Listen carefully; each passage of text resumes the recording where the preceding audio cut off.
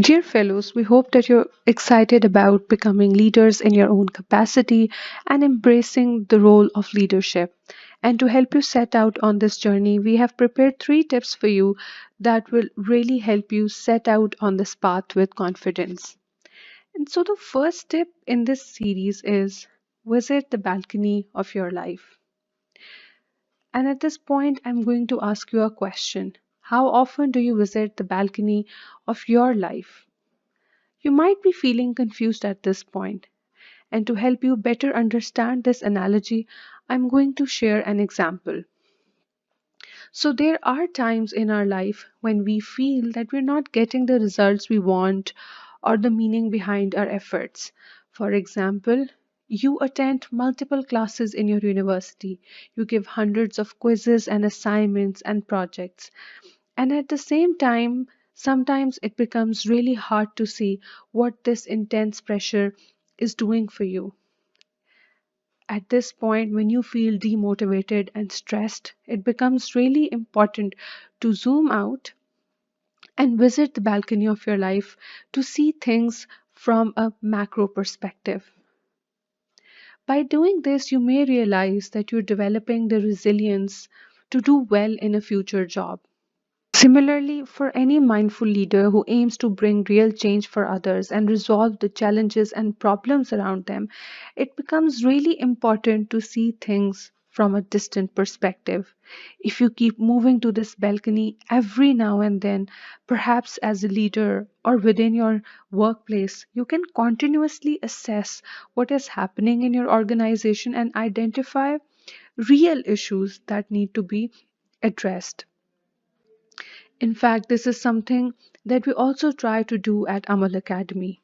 As facilitators during the Amal Fellowship, we also often have the tendency to get too absorbed in what we are delivering to our fellows and how we're doing it. While that for sure is important, we try to develop a macro perspective by seeing how each one of you is growing in the fellowship. We do so by noticing your progress, seeing how you participate in class, and most importantly, by getting your feedback. To develop a perspective that is even more distant, we talk to our alumni and we see how they are doing months and years after this program.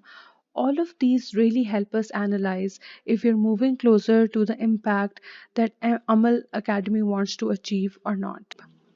With the first step, we hope that you now realize the importance of seeing the bigger picture and observing the circumstances around you. And with the second tip, we're going to push you into doing action by encouraging you to develop an experimental mindset. As discussed in this course earlier, opportunities to practice leadership are presented to us every now and then in our life. However, we often tend to let them slip away. So, we really want you to think of such moments and analyze what prevents you from taking on such moments of leadership. Is it hesitation or fear? To help you overcome this, we want to encourage you to develop an experimental mindset and to perhaps see your life as a laboratory where you're free to experiment, free to try new things, and even make mistakes.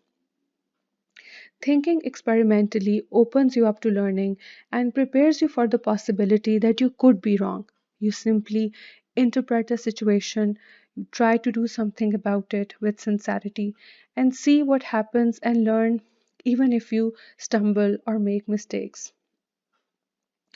In a sense, doing so helps you strengthen your skills and enables you to take pleasure in the journey as well as the fruits of your hard work. And finally, as you set out on the journey of leadership, our encouragement for you is to not carry it out alone, but in the process, try and put faith in others.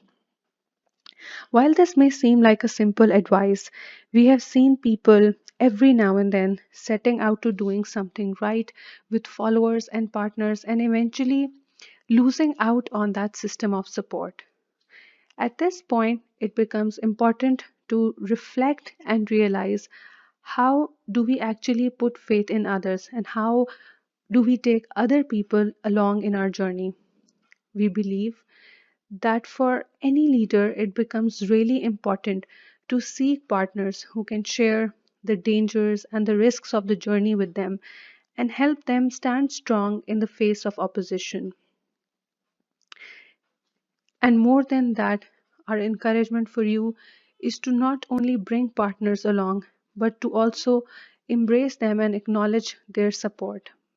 At this point, we want you to try and recall or think of any leader that you admire and think of the role of other people, such as their partners or followers, have played for them and for their achievements. In the comments, do share who came to your mind and why.